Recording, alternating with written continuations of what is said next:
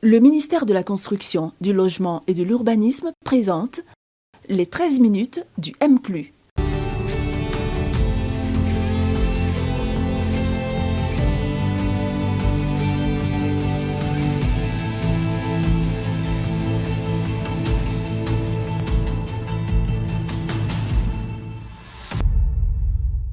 Bonsoir à tous, bienvenue dans les 13 minutes du MCLU avec un numéro spécial consacré à la toute nouvelle direction générale du permis de construire et du contrôle urbain.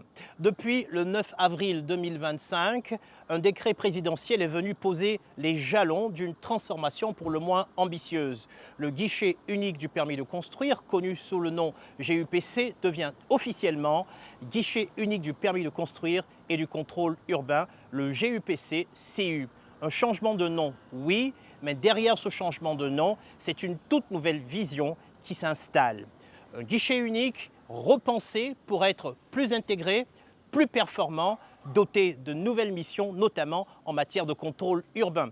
Alors, quels sont les enjeux, les innovations et les impacts attendus de cette réforme ? Et que doivent retenir les usagers, les professionnels du secteur ainsi que les collectivités territoriales ? On en parle dans ce numéro spécial des 13 minutes du MCLU avec le directeur général du permis de construire et du contrôle urbain, M. Sidibé Lanciné. Notre expert, c'est le directeur général du guichet unique du permis de construire et du contrôle urbain, M. Sidibé Lanciné. Bonjour, M. le directeur général. Bonjour. Alors, on se retrouve parce qu'il y a quand même une actualité, une réforme qui est intervenue récemment au mois d'avril, qui transforme l'ex-guichet unique du permis de construire en un guichet unique du permis de construire et du contrôle urbain. Pourquoi cette réforme ? Cette réforme s'imposait parce que, vous savez, il y a beaucoup d'entités qui interviennent dans le secteur de la construction. Vous avez le foncier qui est géré par une autre direction, l'urbanisme qui fait la planification urbaine gérée par une autre direction, le guichet du permis qui délivre les permis de construire et une brigade de contrôle qui faisait le contrôle sur le terrain, sans qu'il existe une relation fonctionnelle entre ces différentes entités. Donc, le guichet unique du permis de construire et du contrôle urbain qui a pour mission la délivrance du permis et le contrôle sur le terrain a été justement créé pour créer cette relation fonctionnelle, cette coordination entre les différents acteurs qui interviennent sur la matière foncière, on va dire comme ça. Qui dit développement urbain, qui dit ville commence par le foncier, après la planification, et en dernier lieu le contrôle qui était auparavant géré par une brigade qui s'occupait uniquement du contrôle des constructions, sans tenir compte de l'aménagement foncier qui est le point de départ du désordre urbain. Alors, qu'est-ce que ça va changer déjà pour l'usager ? À partir de maintenant, l'usager il a un seul interlocuteur. Lorsqu'il a une difficulté en termes d'aménagement foncier, en termes de construction, il sait qu'il faut s'adresser à une entité qu'on appelle guichet unique du permis de construire et du contrôle urbain, qui est en charge du contrôle, du règlement, on va dire, de tout litige sur le domaine urbain. Il n'a plus à aller, quand il s'agit d'un premier lotissement, aller se promener à la direction de la cartographie et de la topographie, ou à la direction du domaine urbain, ou à la direction de l'urbanisme, ou à la brigade de contrôle. Il sait qu'il y a une direction générale qu'on appelle direction du permis de construire et du contrôle urbain, qui s'occupe de tout ce qui concerne le contrôle en milieu urbain. Alors, un seul interlocuteur dorénavant. Parce que vous avez beau faire une bonne planification urbaine, vous avez fait des plans, des lotissements, vous avez fait... Si vous n'avez pas un mécanisme de contrôle pour s'assurer que toutes vos réformes sont appliquées sur le terrain, vos réformes restent dans les tiroirs et n'est pas visible dans la pratique sur le terrain. Et cette extension de vos activités de contrôle, c'est inclus dans le décret ? Tout à fait.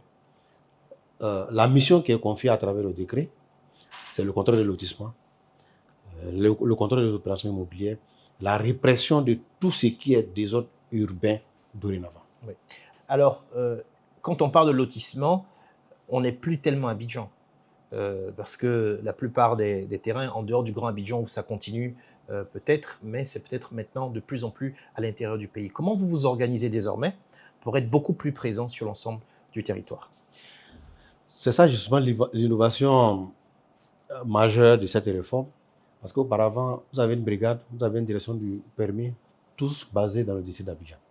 L'intérieur du pays était délaissé. Avec la réforme, il est prévu dans le décret la création de guichets déconcentrés pour adresser toutes les villes de l'intérieur du pays.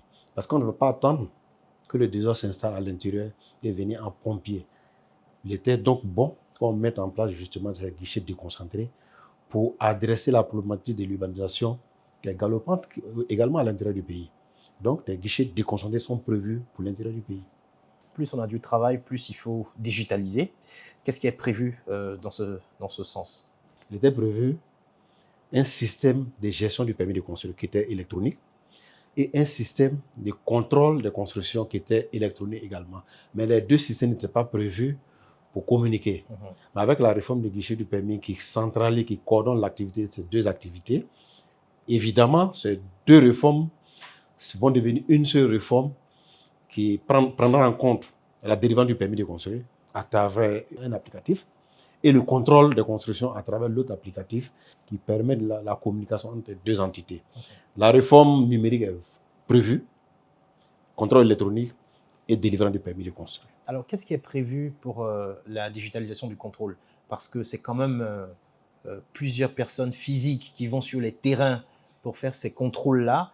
Est-ce que c'est facile ou alors est-ce qu'on a prévu d'utiliser des technologies pour faciliter le contrôle? Et si oui, de quel type de technologie il s'agit? Le contrôle avec les hommes n'a jamais été efficace. Quel que soit le nombre de personnes que vous allez mettre sur le terrain, comme le contrôle se fait de façon aléatoire, on va dire comme ça, puisque les agents sont obligés de prendre des motos, des engins roulants, se promener dans la ville pour pouvoir identifier les constructions en cours et après convoquer les usagers, s'assurer s'il a une autorisation ou pas, parce que sur le terrain, ils n'ont aucune information sur la construction qui est en cours.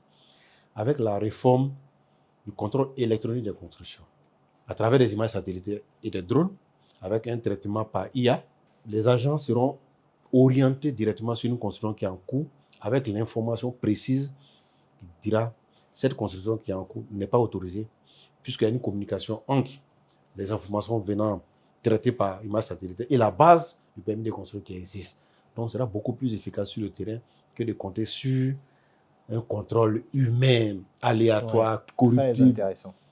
Très intéressant. Est-ce qu'on va arriver au niveau où on pourra utiliser ces images satellitaires couplées à de l'intelligence artificielle pour pouvoir identifier qu'un bâtiment qui a obtenu un permis pour faire un R+2 a plutôt fait un R+4? Est-ce que c'est possible? C'est possible. C'est pourquoi on utilise l'intelligence justement artificielle. L'intelligence artificielle permet de comparer la construction qui est en cours avec le permis qui a été délivré, qui existe dans la base de données au niveau du guichet du permis. Avec justement une comparaison, l'intelligence artificielle vous dira tout de suite si cette construction est autorisée, mais a un permis R+3. Et il est en train de faire un permis R+4.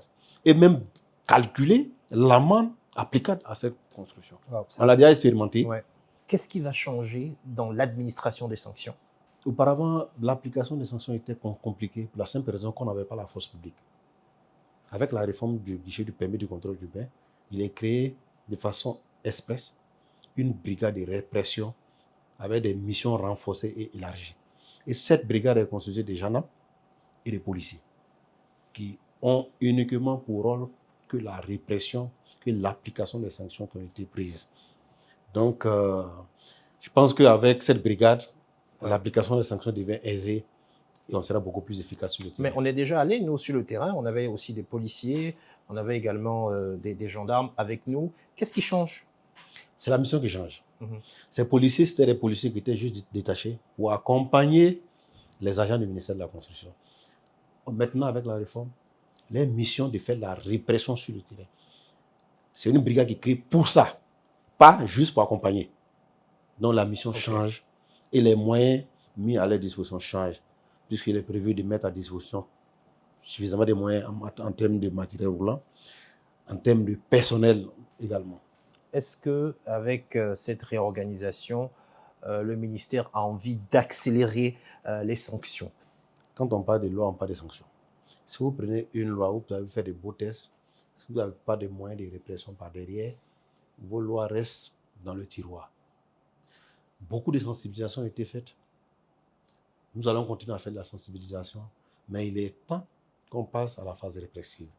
Et c'est pourquoi, de façon explicite, il a été créé une brigade de répression et qui a été appelée brigade de répression du désordre urbain. Et c'est ce qui est écrit dans le décret. Donc, les Ivoiriens ou les usagers doivent s'entendre à la répression de façon systématique et de manière forte dorénavant. Est-ce qu'on peut revenir sur les types de sanctions dont vous disposez? Tout à fait. Le Code de la construction et de l'habitat a prévu 3 types de sanctions. La plus grave, c'est la démolition. Parce que lorsque vous construisez sans autorisation et que vous avez construit en ne respectant pas le minimum des règles en matière de construction, l'administration procède de façon systématique à la démolition de votre construction sans décision de justice. Parce que c'était là la faiblesse de l'ancien dispositif, puisqu'il fallait une décision de justice et on sait tous que la justice a son temps pour pouvoir réagir. Donc maintenant, sans décision de justice, on peut procéder à la démolition de votre bâtiment. La deuxième sanction, ce sont les poursuites judiciaires. Lorsqu'on estime qu'on vous a alerté, on a tout fait pour que vous vous conformez aux règles de construction, que vous persistez à continuer, on peut enclencher la poursuite judiciaire à travers le procureur de la République. Et la troisième sanction, ce sont les amendes administratives. Si on estime que ce que vous avez construit, on n'a pas besoin pour des questions économiques, des questions sociales, procéder à la démolition de votre bâtiment, on peut vous infliger des amendes administratives. Et ces amendes sont prévues dans la loi et elles sont vraiment dissuasives. Pour rappel, ces amendes s'élèvent au minimum à 12 500 par mètre carré par plancher. Ça veut dire que quand vous construisez un bâtiment de plus 3, chaque niveau, la surface, à chaque surface, le rez-de-chaussée, le premier niveau, le deuxième niveau, le troisième niveau, on vous applique une amende de 12 500 par mètre carré que vous venez payer au guichet du permis. Monsieur le directeur général, merci. C'est la fin de ce numéro des 13 minutes du MCLU. On aura retenu que désormais, on ne parlera pas seulement du guichet unique du permis de construire, mais bien du guichet unique du permis de construire et du contrôle urbain avec des fonctions élargies. Et n'oubliez pas l'activité de répression qui est prise en charge dans cette nouvelle direction générale. À bientôt pour un tout nouveau numéro des 13 minutes du MCLU. Entre-temps, n'oubliez pas de contacter les services du ministère de la Construction, du Logement et de l'Urbanisme sur le numéro qui s'affiche au bas de l'écran.